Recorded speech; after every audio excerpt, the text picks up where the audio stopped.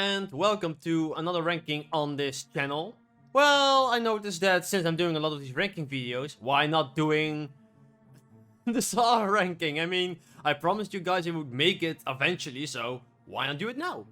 I want to give one note in front. Last time I told you guys that I won't do a ranking of Texas Chainsaw Massacre, Chucky, or Jurassic Park, if I'm right. Well, I still maintain that these franchises, although I like Jurassic Park to be fair, what's the problem with Chucky and with Texas Chainsaw Massacre? There are, like I said probably the last time I did a ranking video, there are not enough movies I liked in these franchises, and to give my full opinion on all of them, yeah, sorry, that's not gonna happen. One thing I forgot to tell is I will probably also rank the Exorcist franchise. Yes, I know when I'm gonna do it, but I am gonna rank the Exorcist franchise. I promise, I will do that. So, for the rest of this video is just the same as the last ranking, so yeah, why not just start right off the bat, because yeah, fuck my life. Coming at bottom last is Saw 7, also known as Saw 3D. Well, you know, my biggest problem with this movie is that it was originally written as 2 films. It was supposed to be a big 2-part finale of the series. But the studio said, fuck 2 movies, take all those ideas and put them into one clusterfuck. Yeah, but sadly that's exactly what these writers had to do. Take both of these scripts and cram them into one. It's a real shame. I mean, come on. If you get the chance, listen to the commentary on the DVD of this film. They had some great ideas that never came to light. I mean, for example, those 2 guys in the pig masks with Dr. Gordon at the end of the movie were actually the 2 guys in the Bros Before Hose trap in the beginning of the film. Didn't know that, did you? But what is wrong with this film? Despite that, well, the traps don't really connect with anything. Not at all. The Sean Patrick Flannery subplot is interesting, but doesn't go anywhere at the end. And the movie solves a lot of pacing issues because it's such a mess.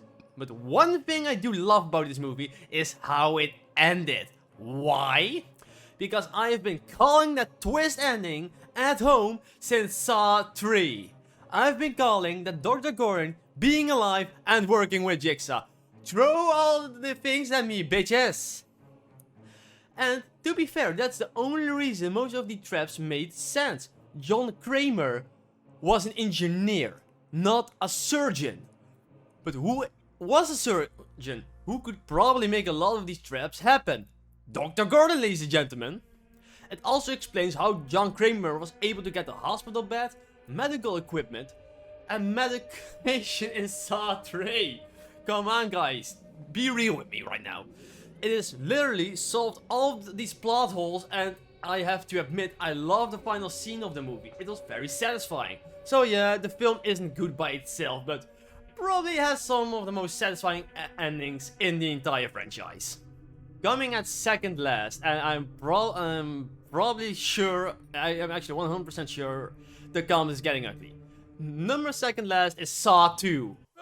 Yes. Yeah, I know, fuck off.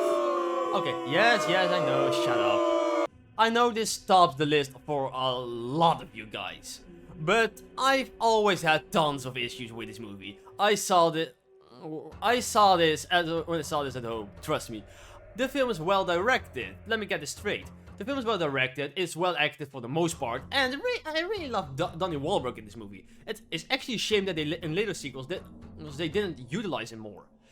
It's really not a bad sequel, but yeah, it didn't even start out as a sequel to Saw. Darren Lynn Bousman was actually shopping around the script when Lionsgate contacted him. Darren even said that he allowed him to convert the script into a Saw sequel on the grounds that he could direct the film. Lionsgate approved, the rest was history. So given that information, I can't really say it's a bad movie. If anything, it's better than it has the fucking right to be. Starting off well as being helmed by a first-time director who I've honestly come to love and admire over the years. My issues with this movie are as follows. Folks, let's be fair here. If you're breathing a deadly nerve gas through a ventilation system, wouldn't it be anyone's first guess be cover the damn vents?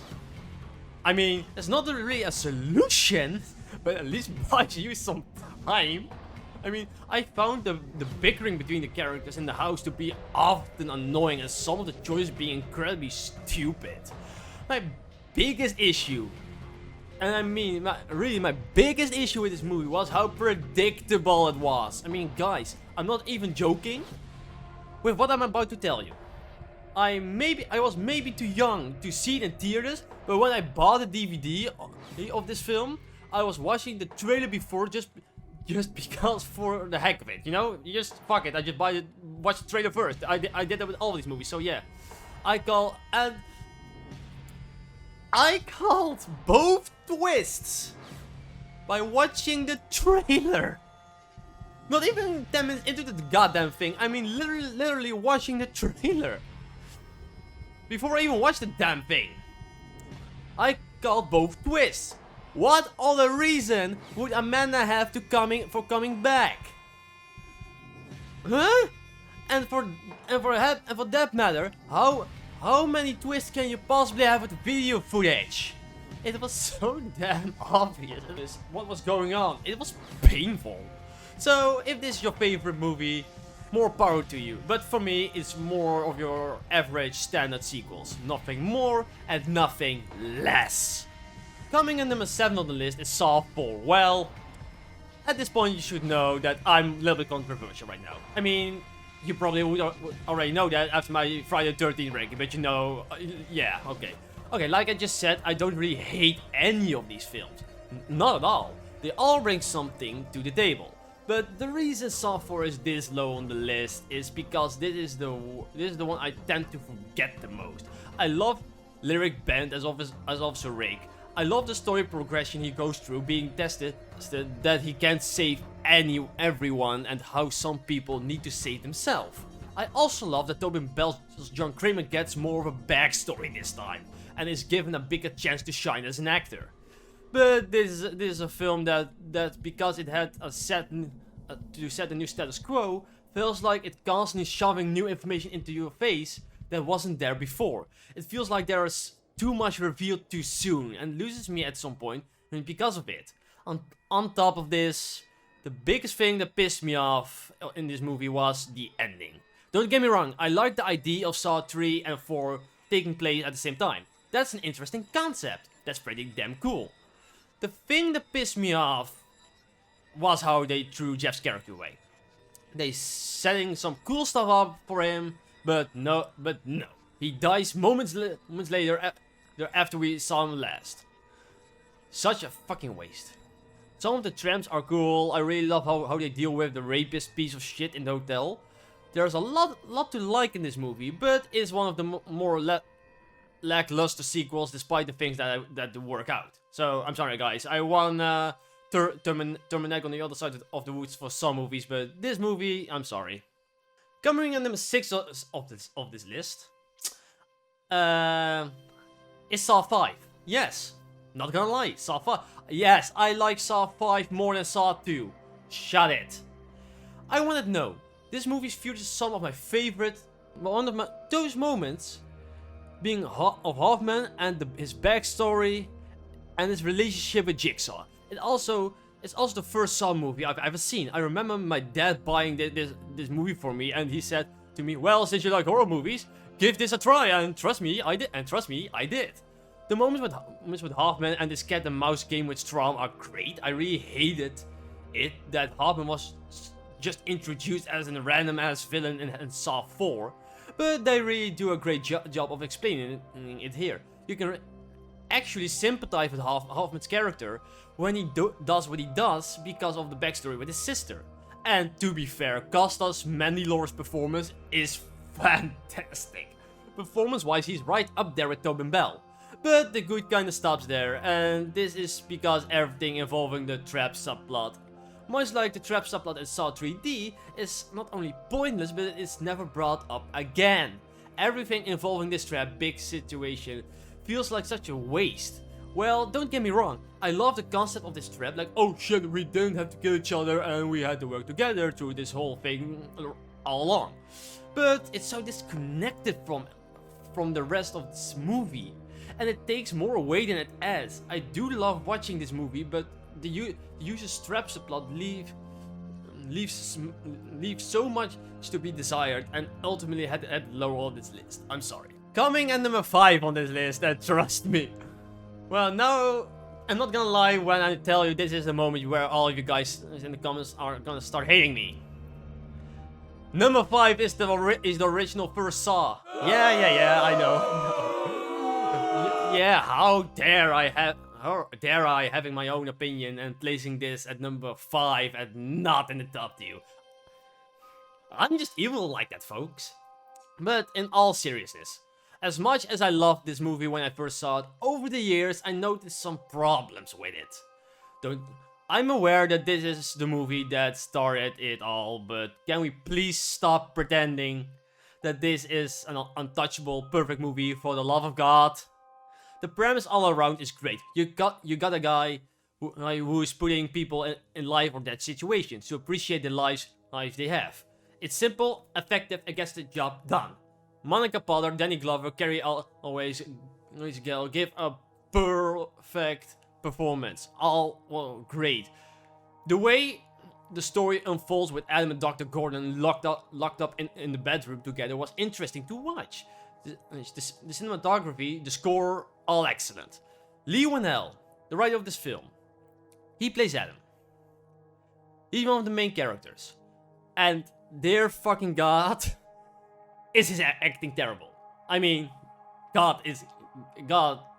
It's kind of hard to put in words to show how terrible this acting is. I'm not gonna lie. On top of this, the film has several inconsistencies in its plot, like when Gordon cuts off his foot to get to the ringing phone. As soon as he gets free, the phone is gone. It's not ringing, it's not on the floor, and it's not in the room. He just immediately goes for the gun and shoots at him. Where the fuck was the phone? On top of the moment of Dr. Gordon getting the gun, by the way. Guys, let's be fair here. Everyone who is working at police stations or military, is in the army, or everyone who has experience with a gun, pay attention about what I'm gonna tell you. Because everyone with the slightest knowledge of guns knows that Dr. Gordon has a revolver in his hand, right? It's a revolver. What does that mean? Well, if someone before you shot himself in the head with this gun, we know that the bullet shell stays in the gun and not jumps out of it, right? Well, why didn't Dr. Gordon notice that there was no bullet shell in the goddamn gun? I mean, guys, I'm not kidding. Go back and watch that scene. I'm that fucking serious. I'm not making this up. Trust me, go back to that scene where Dr. Gordon cuts off his feet and not only for the gun part when he gets the gun, but also the part that the phone is just gone. It's gone. I'm not kidding. But the biggest moment of stupidity in this movie for me, the thing that I watch it's lovely terrible, is when Tab and Sing confront Jigsaw. They hear him coming up and in a slow moving elevator, and instead of, I don't know, getting on each side of the elevator, pinning him and cuffing him down when he walks into the room, like anyone who wasn't stupid would fucking do, they instead hide, let him get close to one of his victims, spring a few traps, and oh yeah, Sing ends up fucking dead. I mean, these are supposed to be the smart cops, right? Now you might be saying to yourself right now, oh, or you're just nitpicking. No, fuck you, I'm not nitpicking. This is common sense shit. And while we're on the subject, why wouldn't you get a warrant? You literally have everything you need to obtain a damn warrant. You could literally go in with a SWAT team. You people are idiots. So yeah, the premise is cool, the traps are cool, the reverse bear trap is one of the most iconic items in horror at this point. And while I didn't like some of the acting, most of the characters and their individual are interesting. And having one of the most shitty offense twists in the movie history helps too. That being said, I'm sorry guys, I can't sit here and pretend to you guys this movie is perfect, and neither should anyone else. It might be your favorite, but it isn't mine.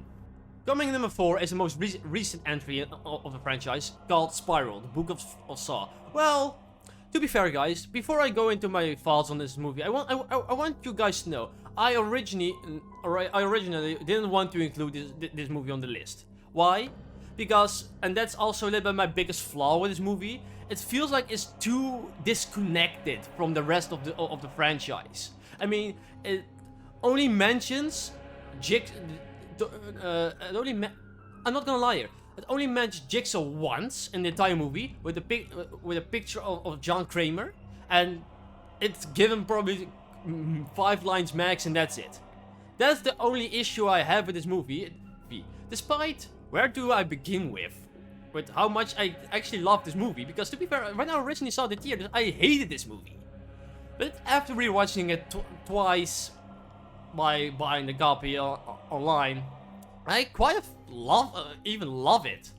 To be fair, this movie took an ingenuous spin on the series with a great social commentaries about the police force and police brutality, and it was able to get those messages across without beating me over the head like some other crappy films I could mention. Candyman.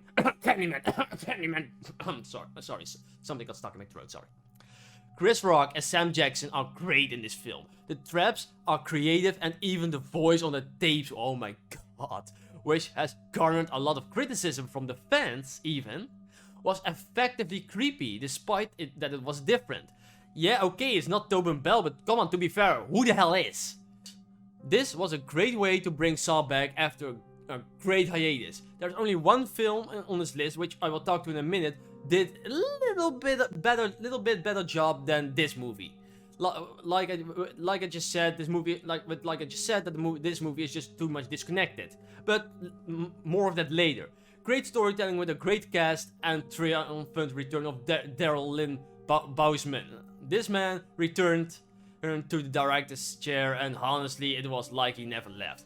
I gotta give Chris Rock a lot of credit though too, because this film was his idea, and he managed to get this team together to execute it flawlessly. So yeah, if you haven't seen this movie, I would give it a watch. Trust me, you won't be disappointed. Although it's not that connected to the Saw timeline that much for me. To be fair, I'm not gonna lie, this movie I pretty much enjoyed, so watch it if you haven't seen it. Now we reach the top 3, and trust me, if you haven't hated me enough, taking the bronze here is Jigsaw. Yeah, like I just said with Spiral, well, after a great hiatus, Jigsaw excelled at bring the franchise back to where it's supposed to be. After the final chapter, there was really nowhere to go but up, and I was excited to see that the series finally making a comeback after a long hiatus. Was it perfect? No, far from it, but it was one of the most satisfying entries in the series, absolutely. 10 years after the original Jigsaw murders, bodies start to appear around town, matching descriptions of Jigsaw killings. This film offered a fresh start to the series. Trust me. Because we have a new cast, the whole mystery aspect of it feels more genuine. At least more than it has in a while. There is suspense for the first time in a while, because we don't really know who's pulling these strings. And like I said in my top 15 video, the idea to swap back and forth between present day and 10 years in the past works in the film's advantage. And the twist of who was behind it was genuinely interesting, trust me. In fact, rewatching it, this movie was even better than I remembered it. That being said, the one big flaw this movie had for me, and that is the traps. And that's because the traps for me are kind of, yeah, lame. Good stories, good characters, great ideas, just some lazy traps. Yeah, that being said, based on the context of the film, this is clearly by design. It would make sense that the traps would not be as elaborate because spoiler alert, this was supposed to be the first set of traps that John Kramer created. So you could easily make the argument that they aren't anything wonderful because Jigsaw was just starting out at that point. Still, when the traps are lame in a Saw movie, it's still not good, regardless whatever the context is. I mean, I can understand it, doesn't mean I have to like it. Still, if you were ever on the fence of giving this film a go, I'd highly recommend it. I personally feel it's one of the most underrated films in the series, and just give it a watch. For God's sake. Coming in number 2 on the list is a controversial one. Number 2 is the taking the silver is Saw 3. Saw 3 has almost everything I want from a Saw movie. Superb acting, great traps, best second twist of the series, gorgeous cinematography, emotional storytelling, lots of suspense. There's even enough blood in this one to satisfy all of you gore hounds out there. Saw 3 represents almost everything I want to see in a Saw movie should be. Angus McFadden's performance as Jeff is phenomenal. Jeff is my second favorite character after Logan Nelson and Jigsaw in the series. Jeff isn't a guy who necessarily did anything wrong. He didn't cheat on his wife, he didn't cause an accident, he didn't attempt suicide, he didn't kill anyone. He's just a man who lost everything and wants revenge on the man who ran over his son and needs to find a way to let go and forgive. Jigsaw puts him face to face with the man who ran over his son, the bystander who did nothing to help, and the judge will let his son's killer walk free. He has decided to whether to let them die or save them. But in order to save them, he has to let go of something that belonged to his son. This all works beautifully because Jeff is being forced to see these 3 people in a way that he's never seen them before. As people. Just people. As actual human beings with flaws.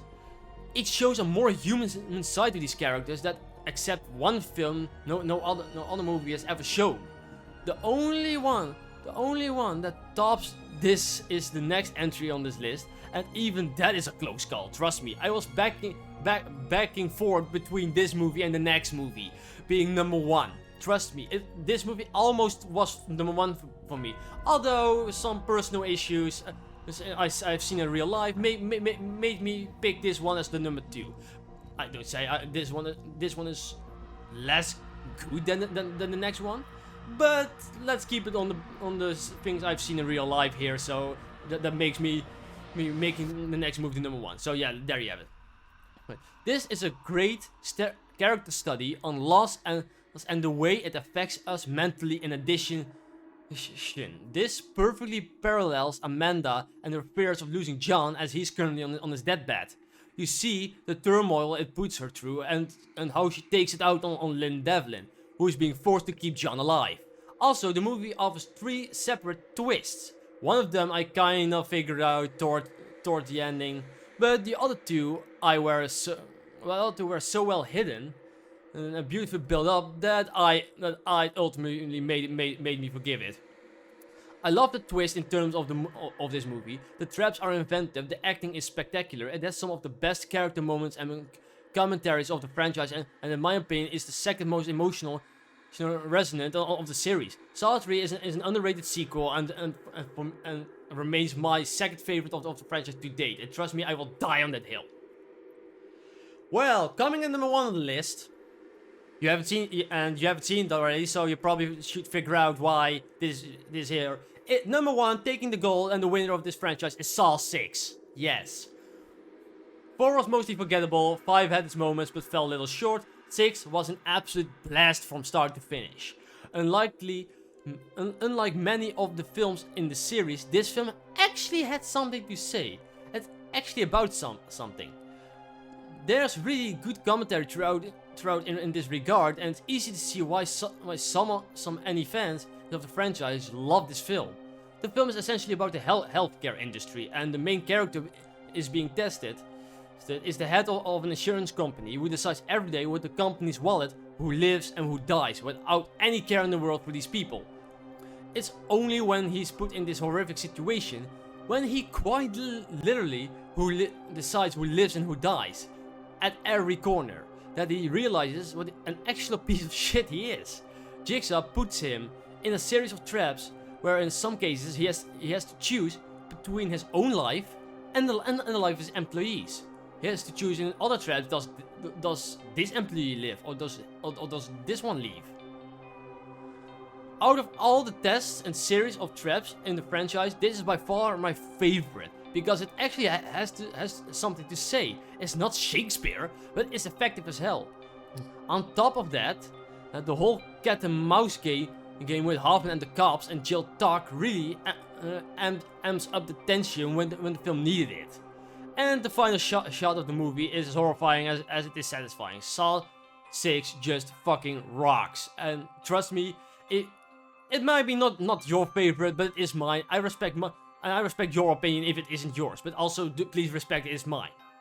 Well, that's my Saw ranking, guys. Yeah, I think I pissed a lot of you guys off with this ranking, but I'm not gonna lie, this is my ranking. You have to deal with it, and like I just said, I accept your opinion. Just accept mine. I hope let me know what your ranking of the Saw franchise is in the comments below. Hope you see you next time. Please, goodbye, guys.